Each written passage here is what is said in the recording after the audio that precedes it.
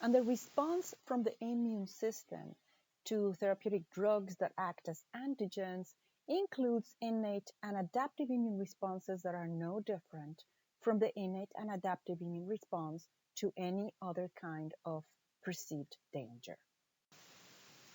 Let's revise the innate and adaptive immunity. And I want to first mention this is taken from Abbas et al., Basic Immunology. Abbas, Lichtman, and Pillai are excellent professors. I encourage you to look at their different books and materials. So this is taken from their Basic Immunology course. So let's look at the innate immunity on the left. And let's talk about the specificity, which is one of the key differentiators between innate and adaptive immunity.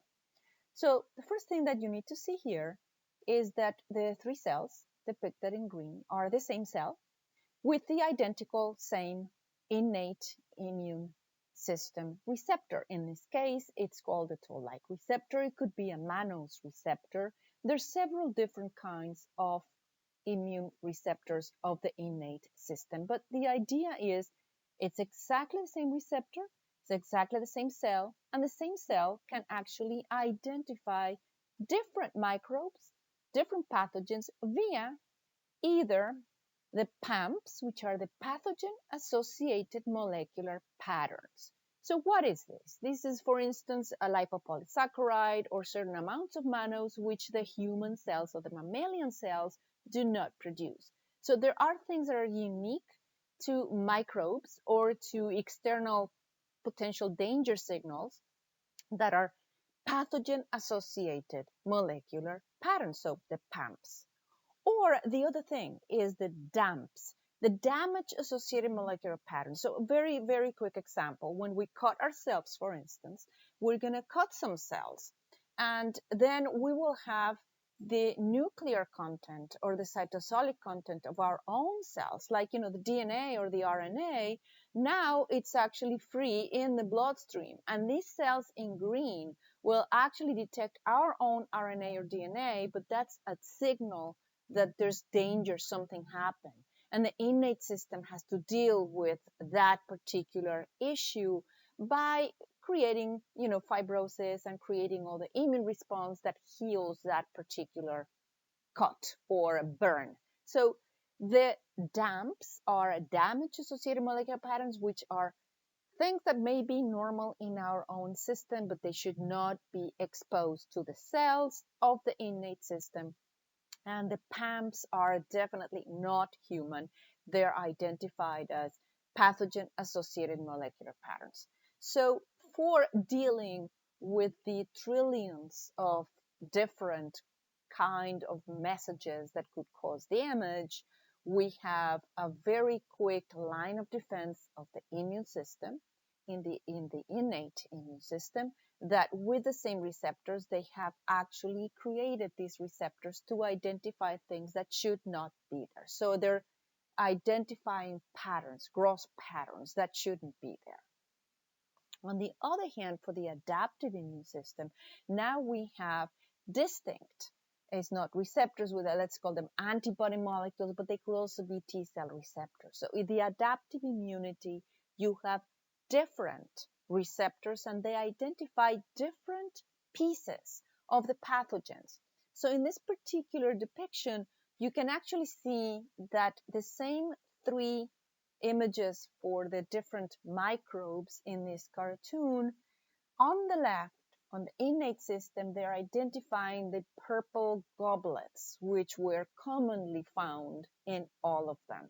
Whereas on the right, the adaptive immune system now is recognizing either a square or triangle or a little system like a Y letter that are unique to that particular pathogen. So the difference is that in the adaptive immune system, there's a specificity for the structural detail that will identify each one of these pathogens different. So innate system actually identifies many different pathogens with the same receptors. The adaptive immunity or the adaptive immune system will do the very selective and specific identification for each one of these microbes or antigens. If we move down on this table, it's important to understand the receptors, which is in a way what I was mentioning. So for the innate system, and I encourage you to see other videos. I have other ones on the innate system, but you can also check videos or more in-depth innate system responses. But in a summarized way, let's just see that we have basically, like I mentioned, the toll-like receptors that will identify very common shared patterns by microbes, either PAMPs or DAMPs. We have the mannose receptors will identify a level of mannose that is not normally produced by our own system. Our system does not incorporate the mannose as large as bacteria do or other pathogens. Then we also have the NOD-like receptors. These are in the cytosol. So an important thing is that the innate system has the ability to have these receptors that are encoded in the germline. They are there since we are born, and they can identify these patterns both on the surface of the cell or in the cytosol. And they will deal with many different perceived danger signals.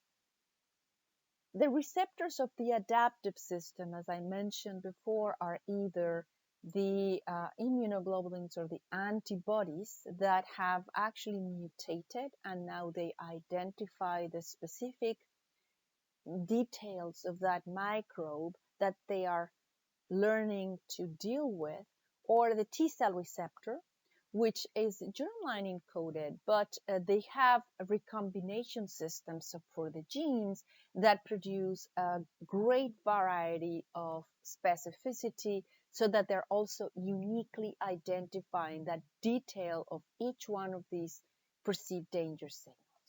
So very different. One of them is germline, never changes, could be in the expression on the cell surface or in the cytosol for the innate system. For the adaptive system, we can actually secrete them out like the antibodies, or we can keep them on the cell surface like the T cell receptors, but they have actually the ability to have somatic mutations and to have recombination so that they allow for more detailed and specific identification of the microbes. Now, importantly is this distribution of the receptors. While the innate system is non-clonal, so there's identical receptors everywhere, it's polyclonal, many different lineages have exactly the same receptor. In the case of the adaptive system, there's a learning where a few clones are the ones that will be mutated and will be committing to identifying that particular detail of the danger signal perceived.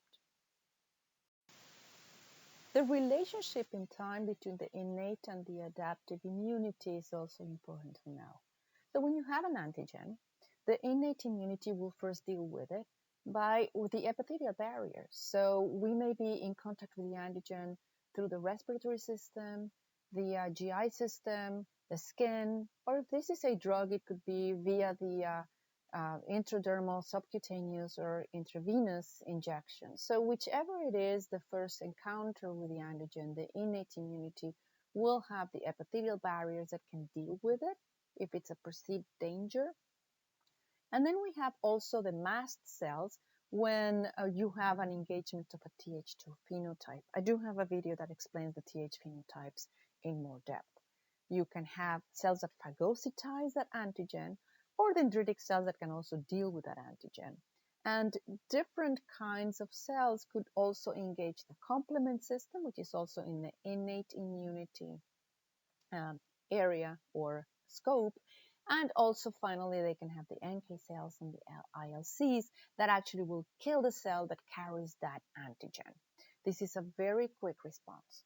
If you are actually giving a drug to a patient, or you're in an emergency room setting and a patient comes in with severe symptoms of anaphylactic reaction or allergic reactions, you know that's within the first hours is when patient is going to have this innate immunity response. It can be severe, it can be serious, like an anaphylactic reaction, and it can be accompanied by rash, itchiness, it can be vomiting, can be shortness of breath, can be many different kinds of symptoms of an acute reaction to that antigen, and this is the innate system protecting you from that antigen. Now, the innate system can also react in a subclinical way. The individual, the patient might actually show very mild symptoms of a reaction, and they may not even come to you as a doctor to explain these symptoms. It could be retrospective when they actually see that the adaptive system has come in.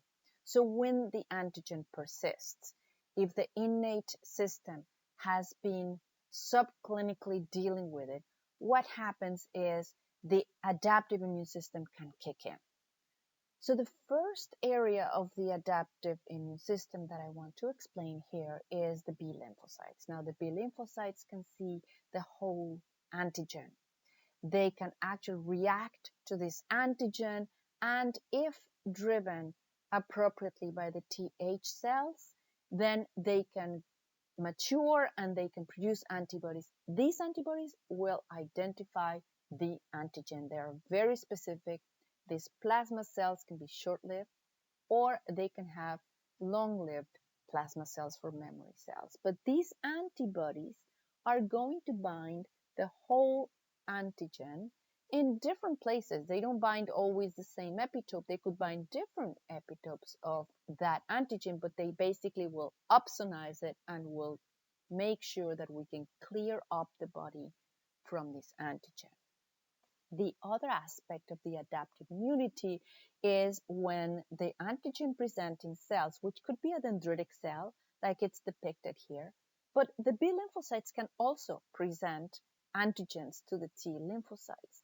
These T lymphocytes will actually are depicted here as the CD8 lymphocytes, which are activated as effector cells, and they can kill directly the cells that have the antigen. So the effector T cells will actually also kill the antigen. Now, in terms of the timing, it's important that these are delayed reactions. And the other very typical manifestation of the adaptive immune system is that it has memory, whereas the innate immunity does not have memory. So the innate immunity is always present. It can deal with many pathogens, whereas the adaptive immune system is created specifically by exposure to a very particular antigen. It is more potent, and also it has memory. To create these slides, I used many different references, but there's a few that I'm putting right here for you. But of course, you can see other YouTube channels for explanations, or you can look at the many, many different publications available. But I just wanted to acknowledge the ones that I've been using to create these talks. Thank you. I hope you enjoyed it. And if you did, please like and subscribe to my channel for future notifications when I post another video. Thank you very much.